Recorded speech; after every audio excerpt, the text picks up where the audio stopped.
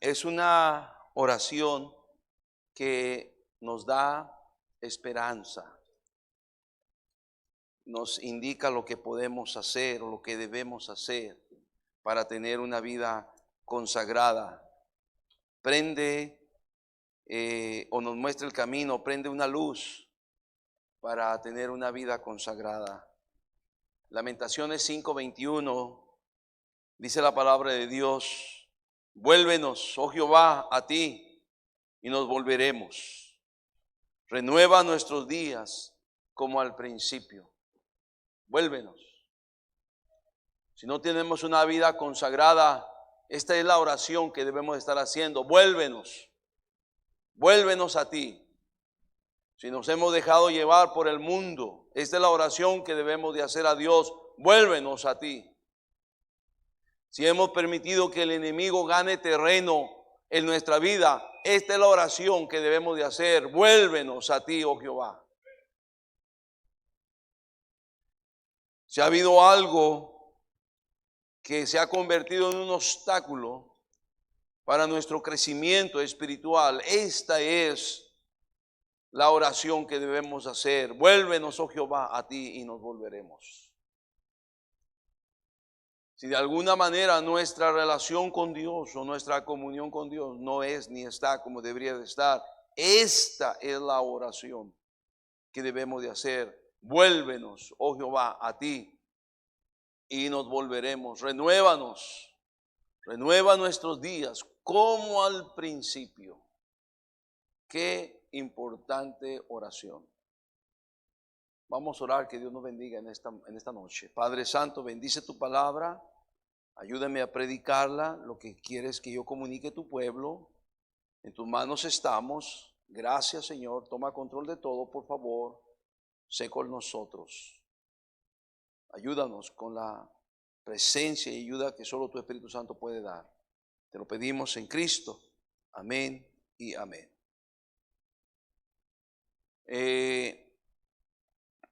En esta mañana hablábamos del tema una vida consagrada para Dios. En esta noche yo quiero tratar con ustedes qué hace el que tiene una vida consagrada para Dios. Antes de comenzar, quisiera decir quiénes son los que debemos de tener una vida consagrada para Dios. En la mañana poníamos bien en claro que es el pueblo de Dios. Este mensaje no es para el mundo, no es para la gente que no conoce a Cristo. No, este mensaje es para nosotros, los creyentes, los que creemos en Cristo. Para nosotros que somos parte del pueblo de Dios. Dios de toda la tierra seleccionó un pueblo, el pueblo de Israel, para que fueran su pueblo, su nación, nación santa. Leemos en el libro de Éxodo, capítulo número 19, versículos 5 y 6. Éxodo 19, 5. Ahora pues, si diereis oído a mi voz y guardareis mi pacto, vosotros seréis mi especial tesoro sobre todos los pueblos, porque mía es toda la tierra. Al pueblo de Israel, Dios les dice: ustedes van a ser mi especial tesoro. Sobre todos los pueblos de la tierra, ustedes son un tesoro especial para mí. Versículo número 6 dice: y vosotros me seréis un reino de sacerdotes y gente santa. Estas son las palabras que diréis a los hijos de ¿quién, hermano? Y cualquiera podría decir: pastor, eso está refiriendo al pueblo de Israel. Y vamos a ver más versículos relacionados con el pueblo de Israel, como el pueblo de Dios. Pero después miraremos en el Nuevo Testamento un compendio más amplio todavía de lo que abarca el pueblo de Dios. En el libro de Deuteronomio capítulo 4, versículo 20, dice la palabra del Señor, para ir viendo ahí la escalerita, cómo Dios habla con su pueblo. Dice: pero a vosotros Jehová os tomó, dice, y os ha sacado del horno de hierro de Egipto, para que seáis el pueblo de su heredad, como en este día. No es cualquier otro pueblo, no es un pueblo más para Dios, es el pueblo de su heredad, como lo dice Dios en este día. ¿Qué te parece? Está hablando del pueblo de Israel cuando fue liberado, fue sacado de la esclavitud de Egipto. Luego leemos en el libro de Deuteronomio capítulo 7, versículo 6, vean ahí Deuteronomio 7, 6, dice, porque tú eres pueblo santo para Jehová tu Dios. Jehová tu Dios te ha escogido para hacerle un pueblo especial, más que todos los pueblos que están sobre, ¿qué dice? Oh, no es un pueblo cualquiera, es un pueblo especial para Dios, especial tesoro, un pueblo, un reino de gente santa y de sacerdotes al servicio de Dios. Qué tremendo, ¿verdad? Y tú se lo estás reafirmando porque tú eres pueblo santo, consagrado para Dios. Jehová tu Dios te ha escogido. ¿Qué? Yo no sé usted, pero a mí me gusta esa palabra, Jehová tu Dios te ha escogido. ¿Sabe qué? Si yo pertenezco al pueblo de Dios, me da mucho gusto que Él me ha escogido para hacerle un pueblo especial, más que todos los pueblos que están sobre la tierra. Versículo número 7, por favor. No. Vamos a otro versículo, ya el 7 no lo dice. Deuteronomio 14:2, lo mirábamos en esta mañana. Podemos seguir la escalerita de versículos. Porque eres pueblo santo a Jehová tu Dios, y Jehová te ha escogido para que seas un pueblo único de entre todos los pueblos que están sobre la tierra. Otra vez la palabra Jehová tu Dios te ha escogido. Qué bellas palabras, ¿verdad? Luego tenemos otro versículo en el interesante, pueblo único, ¿verdad? Qué interesante. Luego tenemos en Deuteronomio 26:18, Deuteronomio 26:18 tenemos otro versículo, seguimos la escalerita. Hay muchos más versículos en el Antiguo Testamento, hermanos, no puedo verlos todos, pero estoy aquí siguiendo estos versículos. Dice, y Jehová ha declarado hoy que tú eres pueblo suyo. Qué interesante, eres pueblo suyo, le perteneces a Él. Allá Isaías dice, porque yo te redimí, yo te compré, yo te redimí, eres pueblo suyo, de su exclusiva posesión. ¿Qué te parece? ¿A quién le pertenece? Pertenece a Dios. Exclusiva posesión. Es como el contraste allá en el Nuevo Testamento. El apóstol Pablo, yo con Cristo estoy juntamente crucificado, ya no vivo yo, ya no me pertenezco yo, soy de su exclusiva posesión. Como te lo he prometido, para que guardes todos sus mandamientos. Luego tenemos otro versículo allá en Tito 1:14, lo vimos esta mañana, Tito 2:14, perdón, Tito 2:14. Lo vimos allá en esta, creo que lo vimos, no recuerdo si lo vimos. No lo vimos. Pues ya hoy están atentos, qué bendición. Quien se dio a sí mismo, sí lo omití, hermano, discúlpeme. Quien se dio a sí mismo por nosotros para redimirnos. Eso fue exactamente lo que hizo Dios con el pueblo de Israel, lo redimió de la esclavitud de Egipto. Para redimirnos de toda iniquidad y purificar para sí un pueblo, ¿qué? ¿Un pueblo qué? De su propia exclusividad. Ahora, ¿a quién está hablando aquí en el Nuevo Testamento? Está hablando a la iglesia. Hermano, yo estoy viendo que Dios sigue buscando un pueblo. Un pueblo que le alabe, un pueblo que le adore, un pueblo que le sirva, un pueblo santo, un pueblo separado del mundo, un pueblo que ha sido comprado por precio con la sangre de Cristo, que se dio a sí mismo por nosotros para redimirnos de toda iniquidad y purificar para sí un pueblo propio, celoso de buenas obras. Luego encontramos cómo hay esa relación, esa unidad que hay entre el pueblo de Dios del Antiguo Testamento y el pueblo de Dios en el Nuevo Testamento, que es la iglesia. Y esto lo encontramos en el libro de Efesios, capítulo número 2, por favor. Efesios capítulo 2, versículos 19 y 20. Vamos a ver allí Efesios 2, 19 y 20. Dice, así que ya no sois extranjeros ni advenedizos. Pablo está hablando a una iglesia gentil, en este versículo, la iglesia de Éfeso. Y ahora les dice, en relación con Dios y con el pueblo de Dios, ya no eres extranjero ni advenedizo. O sea, extranjero quiere decir, no eres ya un gentil más lejos de Dios. No eres un advenedizo, quiere decir no eres una gente extraña para Dios, ya Dios te conoce.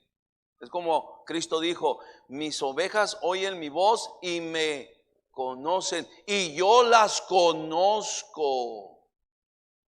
Ya no sois extranjeros ni advenedizos, sino conciudadanos de los que, vuelve a lo mismo, pueblo, aquel pueblo santo, pueblo adquirido por Dios, pueblo santo. Y luego dice, y miembros de la familia ¿de quién? De Dios. Note usted cómo se hace esa unión de el pueblo de Dios, del pueblo de Israel del Antiguo Testamento, puesto su fe en Dios. Y ahora la iglesia le está diciendo, ustedes ya pertenecen a ese pueblo, ya al pueblo de Dios. Ahora, no todos los judíos son salvos, hermano, tenemos que entender eso, ni fueron salvos tampoco todos los judíos en todos los tiempos. Es salvo quien pone su fe y su confianza en Cristo, tanto en el Antiguo Testamento como en el Nuevo Testamento. O sea, no hay tal cosa de que por pertenecer al pueblo de Israel vamos a ser salvos. No, Señor, lea usted Romanos capítulo número 10 y se encontrará el hecho de que el apóstol Pablo está orando por el pueblo de Israel, que él quisiera que su pueblo fuera salvo y no fuera anatema, ¿verdad? El pueblo de Israel. Entonces, pero dentro de los salvos del pueblo de Israel y los salvos de la iglesia se unen y son un pueblo especial para Dios, un tesoro especial para Dios, un pueblo escogido para Dios, un pueblo de gente santa y de reyes y de sacerdotes, gente dedicada para Dios, conciudadanos de los santos y miembros de la familia de Dios. Versículo número 20 y terminamos esta escalerita para poder ver. No, falta un versículo todavía. Yo me lo brinqué, no sé por qué. Dice, edificados sobre el fundamento de los apóstoles y profetas, siendo la principal piedra del ángulo, ¿quién, hermanos? Ahí estamos edificados, judíos, gentiles, que nos convertimos a Cristo, edificados sobre la principal piedra del ángulo. ¿Quién es la principal piedra del ángulo? Jesucristo mismo. Para concluir esta hilera de versículos, 1 de Pedro 2:9, ese sí lo vimos en la mañana, 1 de Pedro 2:9, dice la palabra de Dios, mas vosotros sois linaje escogido. Tú puedes ver todo lo que está diciendo este versículo con todos los versículos que vimos en el Deuteronomio. Y encontramos total similitud de lo que Dios está hablando con el pueblo de Israel, con lo que Dios está hablando con la iglesia ahora. Mas vosotros sois linaje escogido, real sacerdocio, nación santa, pueblo adquirido por Dios, para que anunciéis las virtudes de aquel que os llamó de las tinieblas a su luz admirable. Oh, hermanos, vemos todos estos versículos que nos muestran a un pueblo apartado para Dios, un pueblo. Y eso es exactamente lo que quiere decir la palabra consagrado. Algo que se consagra es algo que se aparta para el culto, para Dios, para el servicio, y emplea la palabra del diccionario exclusivo para Dios. Si nosotros somos esa gente, ese pueblo escogido por Dios, esa nación santa, ese real sacerdocio, ¿verdad? Si hemos sido ese pueblo adquirido porque el Señor pagó un precio por nosotros, entonces, hermanos, nosotros somos ese pueblo de Dios que estamos siendo dedicados, consagrados para Dios. En la mañana aprendíamos de esto. En el mundo en que vivimos es muy fácil perder la consagración. Yo creo que todos nos damos cuenta de eso. Cualquier cosa nos envuelve, y disculpen la palabra, nos embobamos en cosas. Nos embobamos en cosas que hace que perdamos nuestra consagración a Dios, que nos olvidemos. Pero qué bueno que tenemos una iglesia, qué bueno que tenemos la palabra de Dios y que tenemos un pastor también que nos predique, nos hace recordar que somos pueblo de Dios. No somos uno más en el mundo, somos gente de Dios, somos gente para Dios, dedicada, consagrada para el servicio a Dios, para el culto a Dios. Nuestras vidas no nos pertenecen, le pertenecen a Él. Entonces tenemos este llamamiento, por decirlo así, somos un pueblo apartado para Dios. La pregunta entonces teníamos este versículo, si de repente nos encontramos en esa condición donde no nos vemos consagrados a Dios como deberíamos de estar, vimos este versículo, vuélvenos a ti, oh Jehová. Lamentaciones 5:21. ¿Qué dice? Vamos a ver si nos lo ponen allí. Vuélvenos, oh Jehová, a ti y nos volveremos. Renueva nuestros días como al principio. ¿Te acuerdas cuando antes, esa es la cosa, tú deseabas, tú tenías el deseo, tú no te querías perder un servicio? Y si te lo perdías, tu mente, aunque estabas en otra parte, tu mente estaba aquí. Hoy en día puede ser que tú estás aquí y tu mente está en otra parte, porque ya no es la misma consagración del principio. Pero tenemos que volver, vuélvete, dice Dios.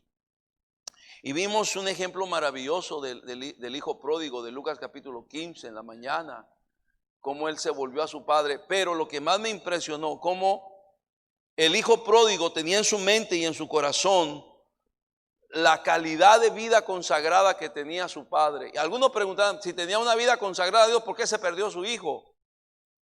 Hermanos, los hijos se pueden perder porque le hacen caso a cualquiera. Y a veces muchos hijos prefieren creerle al mundano, al impío, al incrédulo, que creerle a su propio padre. No sé si alguien me está escuchando. Y por eso en la Biblia tenemos buenos padres con malos hijos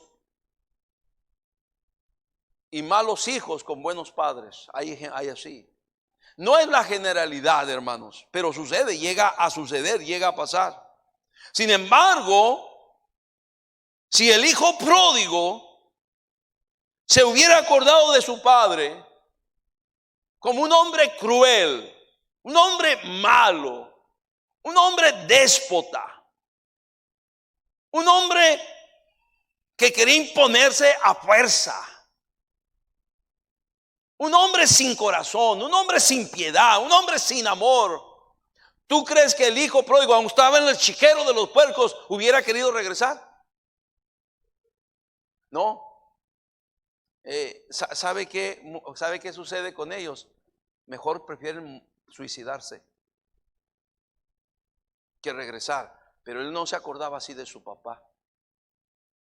Eso no era la mente de los pensamientos que él tenía acerca de su papá. Él se acordaba, en la casa de mi padre, hasta el más pobre de los jornaleros tiene mucho pan, es bien cuidado, tiene techo, tiene abrigo, tiene comida, disfruta la vida. Hasta el más pobre allá vive bien y yo aquí estoy muriéndome de hambre.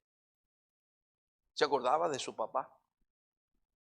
Posiblemente se acordó de su papá cuando oraba junto con su mamá por sus hijos. Seguramente se acordó cómo ese día se despidió y lo abrazó cuando le pidió sus bienes y se fue a una ciudad lejana para vivir perdidamente. Se acordó y le dijo: hijo, ¿me dejas orar por ti la última vez? ¿Me dejas orar por ti antes de que te vayas por última vez? Se acordó que tenía un padre piadoso. Porque donde hubiera tenido un padre cruel, ese chamaco no regresa. Prefiere quitarse, morirse, quitarse la vida a regresar a la casa de su padre, que le había tratado muy mal. Pero no fue así. Era todo lo contrario. Entonces hay esperanza para nuestros hijos. ¿Qué reto tenemos como padres, hermanos? Porque si la siguiente generación no ve en nosotros el amor a Dios, la dedicación a Dios, la consagración a Dios, pues estamos dejando totalmente en total desamparo a la siguiente generación, a nuestros hijos. Y un día vamos a querer que ellos vengan. Y ellos van a decir, ya no quiero, no quiero, no quiero, no quiero. Pastor, pero hay esperanza. Como luego decimos, la esperanza muere al último. Y si hay algo que podemos hacer es, vuélvenos a ti, oh Jehová, y nos volveremos. Y todo lo que hemos hecho mal por años, posiblemente todavía tengamos la oportunidad de hacer algo por nuestros hijos, para que no terminen totalmente fracasados o totalmente en el mundo, y que puedan regresar otra vez al camino del Señor. Pero mucho depende de nosotros, qué clase de vida hemos llevado y qué clase de vida vamos a llevar después de este mensaje. Yo no sé, ¿queremos darle esperanza a nuestros hijos? Ven. ¿Qué hace el creyente que tiene una vida consagrada? Déjeme pasar los siguientes 20 minutos, algunas 4, 5, 6 cosas que quiero compartir con usted sobre lo que hace el creyente que tiene una vida consagrada. Ya miramos, tal vez no se dieron cuenta, pero en la lectura miramos dos cosas. En la lectura de la escalerita de versículos que miramos, en Deuteronomio 26, 18 nos dice lo primero. Deuteronomio 26, 18. Si ya lo tiene, dígame amén. Dice, y Jehová ha declarado hoy que tú eres pueblo suyo, de su exclusiva posesión, como te lo ha prometido, para que guardes todos sus, ¿qué, hermanos? El pueblo de Dios, el creyente que tiene una vida consagrada, se va a preocupar por guardar los mandamientos de Dios. Eso lo va a distinguir. Eso lo va a mostrar. Qué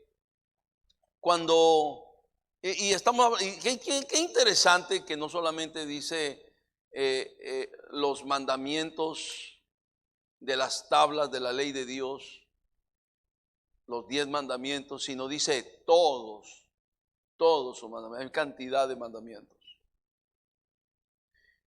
Y la verdad, hermanos, hay mandamientos para todas las etapas de la vida. Hay mandamientos para el individuo, hay mandamientos para el joven, hay mandamientos para la señorita. Hay mandamientos para los casados, para el matrimonio, hay mandamientos para los viudos. Hay mandamientos para todos, hay mandamientos para los ancianos, para las ancianas. Hay mandamientos para los siervos, para los trabajadores, para los esclavos, para los patrones, para los amos. Hay mandamientos para todos. Hay mandamientos para el cristiano. Hay mandamientos para el Hijo de Dios. Hay mandamientos para los pastores. Hay mandamientos para los siervos de Dios. Hay mandamientos para todos. La verdad es que si seguimos los mandamientos de Dios, eso va a redundar para nuestro propio bien, nuestro propio beneficio. Sin duda, no tendríamos el testimonio que en esta noche hemos escuchado de hermano José Luis, hermana Julia, si ellos no hubieran aprendido los mandamientos de la palabra de Dios que deben de aplicar a su matrimonio, no tuvieran la calidad de matrimonio que ellos tienen, si no los hubieran aprendido y si no los hubieran aplicado. No se puede, no se puede. ¿Por qué están fracasando todos los matrimonios en el mundo?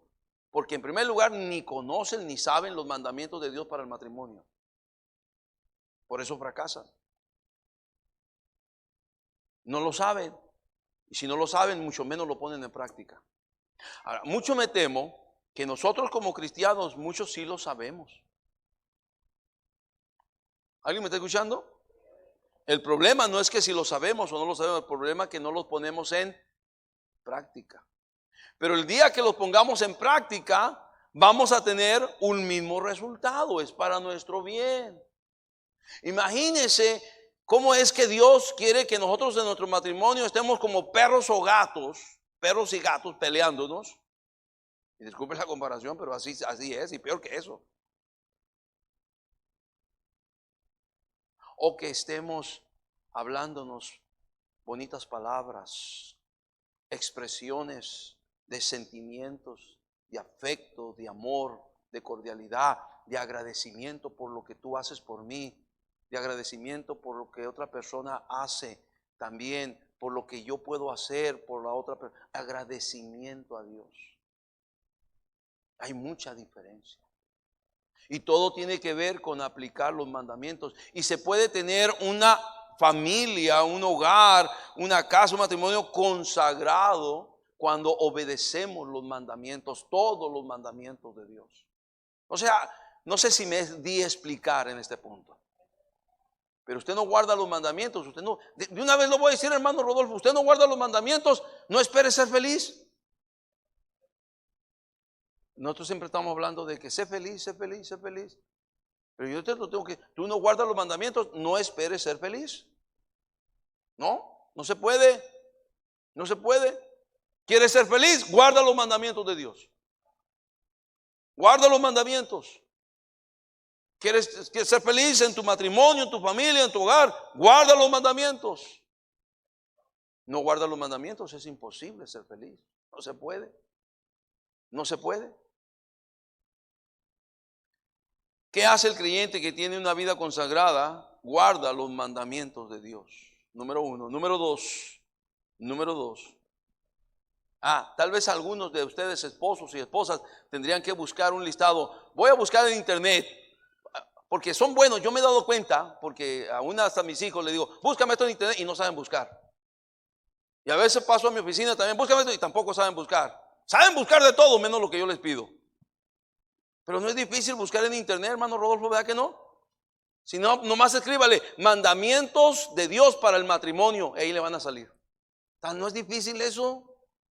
Nomás escríbale en Google mandamientos de Dios para el matrimonio, mandamientos bíblicos de Dios para el matrimonio, y ahí le va a dar un listado. ¿Y sabe qué se va a dar cuenta? Que usted lo sabe todos, pero no los practica. Y si hay alguno que no sabe, pues lo aprende. Bueno, ya puedo descansar, ya dije lo que tenía que decir. Número dos, ¿qué hace el creyente que tiene una vida consagrada? Es un pueblo hacedor de buenas obras. En Tito capítulo 2, versículo 14, dice la palabra de Dios, Tito 2:14, lo leíamos hace un momento.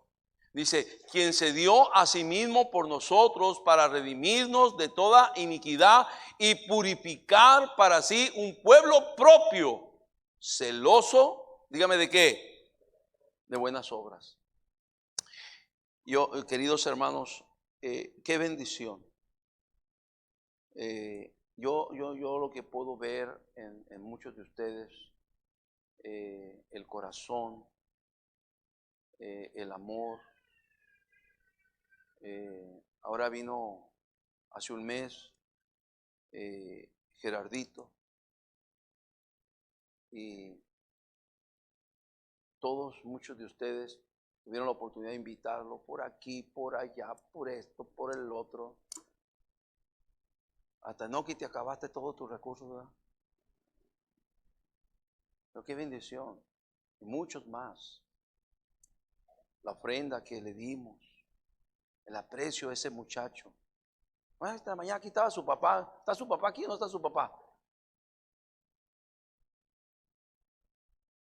No está. Qué lástima que no está. Pero amamos a ese muchacho. Lo queremos. Como amamos a todos los muchachos. Y a propósito, Dios mediante, él en la primera semana de noviembre, él va a estar aquí ya. Ya va a venir por 3 meses, si Dios lo permite, 3, 4 meses. Lo vamos a tener aquí. Si Dios tiene misericordia de él, recién casado. Esperemos que sí. Y el aprecio, Luego tuvimos la oportunidad de cooperar con comida para la conferencia. Y hermanos, la verdad yo me quedo asombrado. Cada oportunidad que podemos aprovechar para ser de bendición. Eso es lo que quiere decir, ¿verdad? Un pueblo propio, celoso de buenas, ¿qué? Eso es. Luego tuvimos los pastores la semana pasada, esta semana los pastores de Tabasco, ¿verdad? Y entre semana, por si faltara poco, vino el pastor Tomás de Jesús, que teníamos años que no estaba aquí con nosotros, años. Entre semana, el miércoles vino. Y por si falta algo todavía, este miércoles viene el hermano Ramón Vicente. No sé cuánto recuerda el hermano Ramón Vicente.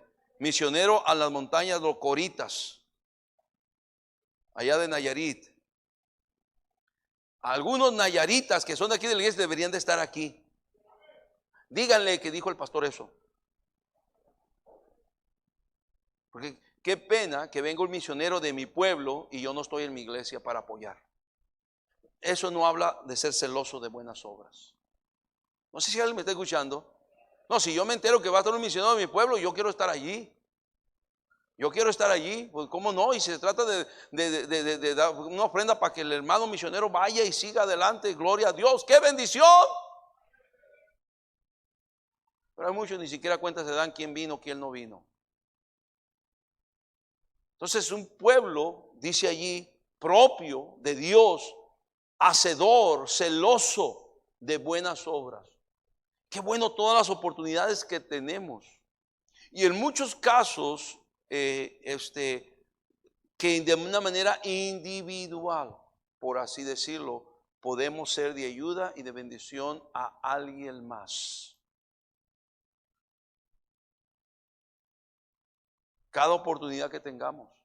La Biblia dice que si un vaso de agua damos al sediento, de ese vaso de agua no se quedará sin recompensa al que lo haga.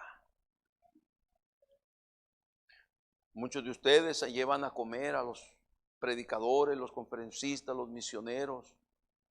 Gloria a Dios, qué bendición todo eso. Eso es la oportunidad, ¿verdad? Ha habido ocasiones que nos traen una comida y otra comida y otra comida. Nosotros que a veces trabajamos aquí y a veces tenemos que congelar una comida para comérnosla a ver cuándo. Y finalmente lo hacemos, ¿verdad? Nos trajeron una comida esta semana unas hermanas y no hubo oportunidad de comerla porque había otra comida y ya no sabíamos ni cuál comer. Digo, ponla en el congelador. Y después vinieron las hermanas, nos hicieron unos burritos ahí con tortillas de harina. Y no, hombre, esos tabasqueños se fueron, pero bien alimentados. Todo bien rico.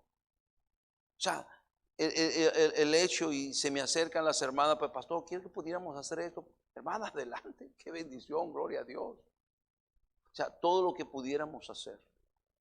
Celoso. De un pueblo de Dios celoso de buenas obras. Eso me habla como cuando Moisés convoca al pueblo para traer ofrenda, pongan atención, ofrenda voluntaria de corazón para construir el tabernáculo en el desierto. Y el Moisés hizo la convocatoria y el pueblo trajo y volvió a traer y traían de todos los materiales, incluyendo los metales preciosos como oro, plata y otros metales, bronce y otros metales. Y el pueblo trajo hasta que el maestro de obra, el diseñador, tuvo que ir con Moisés, por favor, Moisés, dígale al pueblo que ya no traiga más. Yo creo que nomás eso pasó una vez en toda la historia del pueblo de Dios. Ya no traigan más, ya es suficiente, no se necesita más. Y tuvieron que parar al pueblo para que dejara de dar. Y así en esa manera es lo que quiere decir. Cuando se trata de hacer algo por la obra de Dios, por los hermanos y por la gente, que estemos listos y estemos prestos para hacerlo. Un pueblo celoso de buenas, ¿qué dice? Eso hace una persona consagrada para Dios. Eso hace. Está listo para ser de ayuda y bendición a otros. Número 3. En Efesios capítulo 5, versículo 1 al 5, dice la palabra de Dios. Efesios 5, ahí tenemos el tercero, ¿verdad? Número 3, se aparta de inmoralidad. Versículo 1, sé pues imitadores de Dios como hijos amados. Y andad en amor como también Cristo nos amó y se entregó a sí mismo por nosotros, ofrenda y sacrificio a Dios en olor fragante. Versículo 3, pero fornicación y toda inmundicia o avaricia, que en otra parte dice que es idolatría, ni aun se nombre entre vosotros como conviene. Dígame qué. ¿Conviene a quién? O sea, fornicación, inmundicia o avaricia, dice que ni aún tenemos que hablar de eso. ¿Cómo conviene a quién? ¿Y quién es un santo? Alguien que está consagrado ¿a quién? A Dios. Versículo 4 dice la palabra del Señor, ni palabras deshonestas, ni necedades, ni truanerías que no convienen, sino antes bien que cómo debemos de siempre estar, hermanos. ¿Acciones de qué? Gracias, Señor, gracias, Señor, gracias, Señor, gracias, Señor. Aun cuando hemos hecho un bien y recibimos un mal, gracias Dios. Gracias Dios. Versículo 5, mira lo que termina diciendo el versículo 5. Dice, porque sabéis esto, que ningún fornicario o inmundo o avaro que es idólatra tiene herencia en el reino de Cristo y de Dios. ¿Qué tal? Un creyente que tiene una vida consagrada se aparta de la inmoralidad. Y vivimos tiempos, lamentablemente, muy contaminados. Muy contaminados. Por todas formas, por todas partes. Pero un creyente consagrado se aparta de todas estas cosas que le ensucian, que lo contaminan. Número 4. Ahí mismo Efesios dice, capítulo 5, versículo 11, número 4, no participa, un creyente que tiene una vida consagrada, no participa en las obras infructuosas de las tinieblas. Dice, y no participéis en las obras infructuosas de las tinieblas, sino más bien, dígame qué cosa, repréndelas. Es como cuando dice Primera de Timoteo 5:22, no pongas con ligereza las manos a ninguno, ni participes en pecados ajenos, consérvate puro. Un creyente que tiene una vida consagrada no participa en las obras infructuosas de las tinieblas. Entonces, hablábamos, Pastor Enoch y yo, cómo hay tanta afectación mental en la mente de muchos creyentes que abren puertas para tener contacto con lo que no es correcto, con lo que no es bueno, con lo oculto. Y vemos que como hay una perturbación, puede haber una perturbación en nuestra mente. Mayormente en nuestra mente hay una perturbación porque abrimos puertas al enemigo. Cuando la Biblia dice no se ponga el sol sobre vuestro ojo, ni deis lugar le damos lugar al diablo, que el diablo se meta y luego después vienen las consecuencias. El que tiene una vida consagrada no va a andar viendo películas de terror, diabólicas, satánicas, ocultistas, de brujería. Ahora, yo nomás te puedo, si tú viste la de Harry Potter, tú la viste. Y tú me puedes decir, no hay ningún problema, yo soy una persona de mucho criterio. Al rato que los demonios estén en tu casa.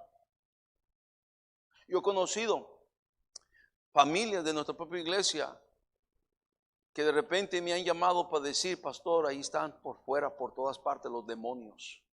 Están arriba del techo, se oyen en el techo de la casa, ahí están. Y uno va y ve, no hay nada, no hay nadie. Pero los demonios ahí están.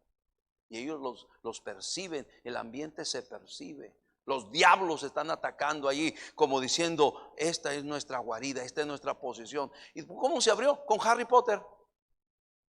Es nomás una puertita y le vas abriendo a otros y a otros y a otros. Y ves más diablos, ves más demonios, ves más monstruos, ves más terror, ves más diablos y más diablos y más diablos. Y hasta termina todo endiablado. No sé si alguien me está escuchando, pero alguien en el mundo lo ve como normal. Lo ve muy normal. Lo ve como si nada. Y es que a ellos les afecta porque es gente sin criterio. Tú no necesitas de eso para ser feliz. ¿Alguien me está escuchando? Ahora, escúchame, puede ser que no te afecte a ti, pero si te afecta a tu hijo, a tu hija o a tu esposa, yo nomás te lo digo. Yo nomás te lo predico. Y yo sé que si tú miras una película esa de diablos y de demonios, tú no vas a tener una vida consagrada a Dios. No sé si alguien me está escuchando en esta noche. Y entonces, en vez de estar de acuerdo con esas prácticas, dice la Biblia, y no participes en las obras infructuosas de las tinieblas, sino más bien que dice, reprende. Y si ves a tu hijo, repréndelo. Si ves a tu hija, repréndela antes de que sea demasiado tarde. Vamos a terminar. Número 5, ¿verdad? ¿Qué hace el creyente que tiene una vida consagrada? Guarda los mandamientos de Dios, es un hacedor de buenas obras, se aparta de inmoralidad, no participa en las obras infructuosas de las tinieblas. Y número 5, anuncia a Jesucristo a los perdidos. ¿Qué hace el que tiene una vida consagrada? Es un conducto de bendición para que otra gente conozca a Cristo. 1 Pedro 2:9 dice la palabra de Dios. 1 Pedro 2:9, mas vosotros sois linaje escogido, real sacerdocio, nación santa, pueblo adquirido por Dios, para que anunciéis las virtudes, anunciemos las virtudes de aquel que os llamó de las tinieblas a su luz. ¿Qué dice, hermanos? Admirable. ¿Qué hace? Anuncia. Tienes una vida consagrada, es una vida de influencia, aprendíamos como Daniel en esta mañana. Una vida de influencia como Sadrach, Mesach y Abednego. Aún el rey glorificó el nombre de Dios y puso un decreto para aquel que se atreviera a hablar algo contra el Dios de Sadrach, Mesach y Abednego, que sería muerto y su casa convertida en basurero. Por la influencia de tener una vida consagrada. Imagínate la influencia que puedes tener en tu familia, la influencia que puedes tener en tu trabajo, la influencia que puedes tener. En este tiempo hay muchas causas por las cuales tú puedes ser un conducto de bendición en muchas partes y a mucha gente. No faltará quien te diga, si te conocen que tú eres un cristiano verdadero, te conocen, no puedes orar por mi papá, tiene COVID. No puedes orar por mi mamá, está enferma. No puedes orar por mi tío, no puedes orar por mi abuelo, no puedes orar por mi hijo, no puedes orar por esto, no puedes orar, no faltará. Pero si te conocen como eres, no tienes una vida consagrada, ¿sabes qué van a decir? ¿Qué va a pedirle a Dios? No, hombre. Sí, es peor que yo. Va a la iglesia, pero es peor que yo. Y yo no soy cosa buena. No sé si alguien me está escuchando en esta noche. Pero aquel que tiene una vida consagrada se convierte en un instrumento útil en la mano de Dios para anunciar las virtudes de Cristo. Para guiar a la gente a la luz admirable de Cristo. Guiar a los perdidos. Están por todas partes. El versículo que sigue, versículo número 10, allí de 1 Pedro, dice, Vosotros que en otro tiempo no erais pueblo, pero ahora sois pueblo de Dios, que en otro tiempo no habéis alcanzado misericordia, pero ahora habéis alcanzado misericordia. Gloria a Dios que hemos alcanzado misericordia, amén. Pero no queramos una exclusividad de la misericordia de Dios para nosotros. Hay más gente que necesita la misericordia de Dios. Y Dios te quiere usar a ti. Dios lo quiere usar a usted, hermano. Dios la quiere usar a usted, hermana. Dios te quiere usar a ti, joven. Ahí donde tú estás, ahí donde tú te desenvuelves, Dios te quiere usar a cada uno de ustedes. Pero mucho depende si tenemos una vida, ¿qué dije? Consagrada. La gente verá, te buscará y te pedirá, háblame de tu Dios. Ora por mí. Enséñame lo que tú crees.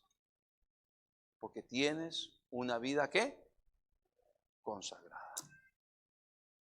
Yo no sé cuántos pudiéramos decir, yo no tengo una vida consagrada como debería de tenerla. Como dice Lamentaciones 5:21, como al principio, como al principio. Pero Dios da la oportunidad para decir, vuélvenos a ti, oh Jehová, y nos volveremos. Vuélvenos a ti.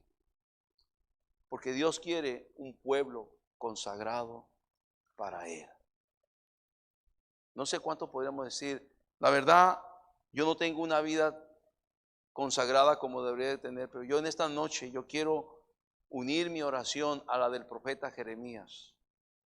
Vuélvenos a ti, oh Jehová. Vuélvenos y nos volveremos. Como al principio. Como cuando yo tenía una vida consagrada. Vuélvenos. Todos cerrados, tu cabeza inclinada. ¿Cuánto podrían decir en esta noche, pastor, yo necesito una vida consagrada? Muchos están doblando su rodilla ahora. No necesitas levantar tu mano, solamente dobla tu rodilla y dile, Dios, sí, yo necesito una vida consagrada. Amén. Que Dios nos ayude. Que Dios nos ayude. El impacto que pudiéramos hacer con vidas consagradas. Ayúdanos, Dios. Te necesitamos. Ayúdanos. Tu mano nos ponemos.